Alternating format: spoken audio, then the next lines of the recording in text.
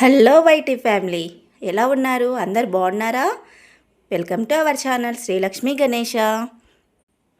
ఏంటి కొత్తగా hello YT family అంటున్నారా అని అనుకుంటున్నారా? ఏం లేదులేండి, కొత్తగా నేర్చుకున్నానండి.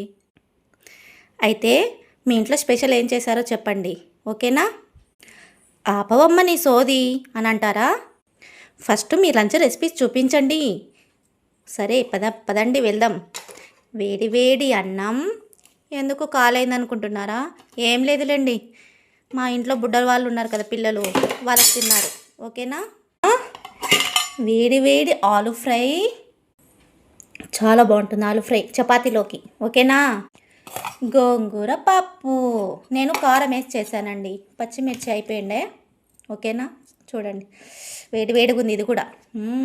పుల్ల పుల్లగా నోరు ఊరుతుంది బాగా. ఇంకా నిన్న మిగిలిపోయిన చింతకాయ పచ్చడి. ఎవరికెవరికి ఇష్టమో చెప్పండి. చింతకాయ పచ్చడి, పుండుకూర పప్పు.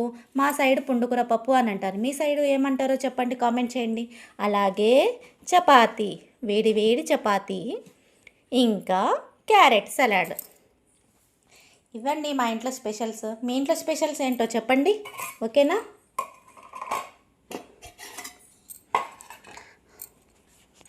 బాగున్నాయి కదా, కలర్ఫుల్గా చాలా బాగుంటాయండి.